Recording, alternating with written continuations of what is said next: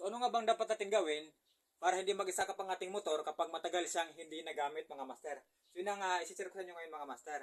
So ang kailangan lang natin gawin, mga master, para hindi mag-isakap ang ating motor kapag hindi na matagal natin siyang hindi magamit, ay kailangan lang natin, mga master, ng bagong langis sa ating makina bago natin siya matagal natin hindi gamitin. Or kailangan na natin mag-change oil, mga master.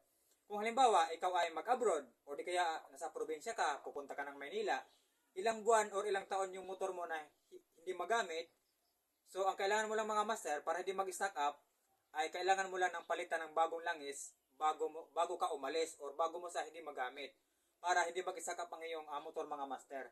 Kasi kapag luma kasi yung mo, mga master, ang iyong langis sa makina, tapos hindi mo sa gagamitin, may posibilidad kasi, mga master, na mag-stack up talaga yung motor mo. Kasi yung lumang langis kasi, mga master, kapag natuyo yan sa ibabaw, sa bandang ibabaw kasi, mga master, sa ibabaw na parte, yung langis kasi doon na matagal na hindi na umiikot, titigas kasi yun at didikit yun sa mga gear doon sa loob. Kaya nangyayari, nag-stack up siya, hindi na sa iikot. Kaya nag-stack up yung motor mo, hindi na siya ma-kick, hindi na siya mapapa-start. So yun yung posibilidad kung bakit kapag ang ating motor ay nag-stack up na o hindi na siya makick kapag matagal siyang hindi magamit.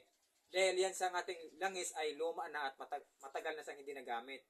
Yung sa itim na kasi kasi yung mga master, titigas kasi yun, didikit na kasi yun kapag matagal siyang hindi nagamit yung ating langis. So para hindi mag-stack up yung ating makina, mga master, bago natin iwan, bago natin hindi gamitin, ay magpalit na tayo ng bagong langis. At least dami-damihan mo para mas mataas yung kanyang maabot sa kanyang mga gear, mga master, para hindi siya mag-stack up. Kasi kapag bago yung ating langis kasi, mga master, ay hindi kasi yun magdidikit kahit matagal na panahon, kahit ilang taon pa yan na hindi nagamit, basta bago yung langis mo sa loob, ay hindi talaga yan siya magdidikit at hindi yan siya mag-stack up.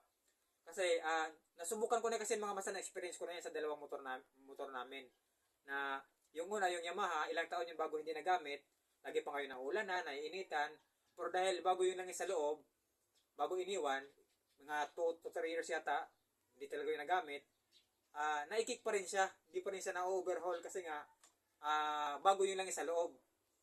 At yung isa naman, yung motor ko naman, na motor star din, ganun din. Matagal din siyang hindi nagamit, mga ilang taon din. So, nung sinabi ko sa kapatid ko na i-kick mo yung motor, sabi niya nakikik pa rin daw kahit ilang taon na hindi nagamit. Kasi, yun nga, bago lang kasi yung langis noon kasi, mga master, na bago sa hindi nagamit. Kaya, nakikik pa rin siya kasi bago yung langis doon sa loob. Kasi kapag yung luma kasi yung langis ng mga master na hindi siya napapalitan, tapos bigla lang rin iwan, ilang buwan lang yan, mga master, hindi mo na yun ma-kick. Kasi ganoon talaga, nag-stack up talaga yung mga lumang langis. Kasi nagdidikit kasi yun, tumitigas kasi yun. Ganun yung mga master. Parang lang din yan, parang sa kadena lang din yan. Kapag ang kadena mo na lumang langis yung gagamitin mo, ilang araw lang yan, ilang linggo lang yan hindi magamit, titigas na yung kadena mo. Pero kapag bago yung langis na gamitin mo, sa yung kadena, maganda pa rin yung ikot na yung kadena kapag bagong langis yung gagamitin mo. Hindi siya hindi siya titigas. Kaya yung mga master, kung gusto natin ng hindi mag-stack up yung ating motor, mag-alis tayo hindi natin gagamitin ng matagal, magpalit na tayo ng langis na bago sa ating mga motor, mga master.